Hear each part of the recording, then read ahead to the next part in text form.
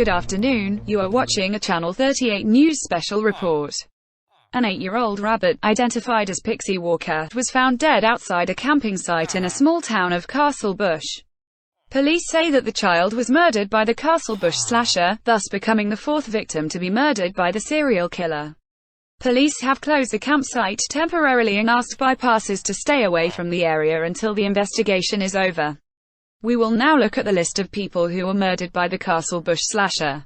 The first victim was Marla Flowers, an employee of the Heart Center Hospital who was shot and killed outside of her home. The second victim was William Johnson, who works as a paramedic at the Heart Center Hospital. Authorities say that William was in a relationship with Marla Flowers, who also worked at the same hospital where William has been working at. William was stabbed outside of our headquarters in Los Golem, with paramedics trying to resuscitate William but couldn't do it in time. The third victim was Heart Center Hospital CEO Laura Nelson, who was stabbed to death by the CastleBush slasher in one of the recovery rooms of the hospital. She was the wife of Edward Nelson, who was killed in a car accident, but nothing else was known about Laura. And the fourth and recent victim was Pixie Walker, who was, as mentioned, found dead in a camping site. Pixie was the daughter of the mayor of CastleBush, Humberto Walker, and she was known for making national headlines when it was revealed that Pixie is Humberto's daughter. Ben and Linda are considered as Pixie's illegitimate parents. But for exactly how Pixie was murdered, there is no information about it at the moment. We will now cross over to Walter Beck, who is on the scene.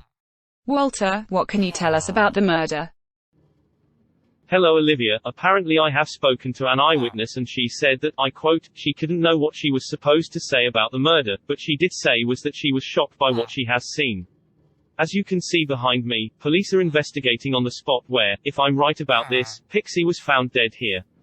And I have just received confirmation from the police that the CastleBush slasher used a knife to stab Pixie to death, and the killer used this as a weapon to kill the 8-year-old girl. Have you spoken to any more eyewitnesses who saw Pixie's dead body? Yes, and she said that she went camping with her friends when she was informed that the body of Pixie Walker was found. She also said that she works at the cafe for many years and also says that she has known about the CastleBush serial killings ever since the CastleBush slasher's killing spree began. I don't know anything else about this right now, so Olivia, back to you. Walter Beck from the scene, thank you. We will now have a report about Pixie's murder where the residents react to the news that Pixie is dead. Channel 38 News tried to speak to the mayor but he struggled with tears and couldn't want to comment, and Oscar Spencer, who was one of the possible suspects of the CastleBush serial killings, was given an exclusive interview with Channel 38 News. Linda Brodsky reports. Here in CastleBush, a small town located in the Water Lane district, is where Pixie Walker lived. She lived in this house with her father, Humberto, and her best friend Antonio, located near downtown. This farmer said that Pixie was a happy, smiling little girl. I mean, Pixie was an innocent child and she doesn't deserve to die. She was a happy, smiling girl and she doesn't have any reason to die. I'm just shocked by what has happened to her, obviously. This was the person who discovered Pixie's body. We found her, and she explained how she discovered the body. Jake and I were off camping to join our friends when we tried to look for them, but I quickly noticed Pixie bleeding on the ground, and I was, well, horrified by what I have seen. I mean, I'm just outraged because of what the CastleBush slasher did, and I want to see the killer taken to justice. We tried to talk to the mayor of CastleBush about Pixie's murder.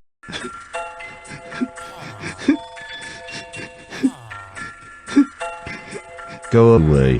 Leave me alone. But he couldn't want to comment about it.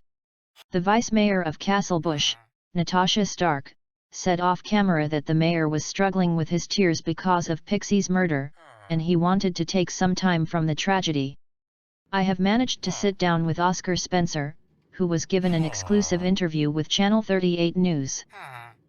He was known for being one of the suspects of the CastleBush slasher, but says that he has nothing to do with Pixie.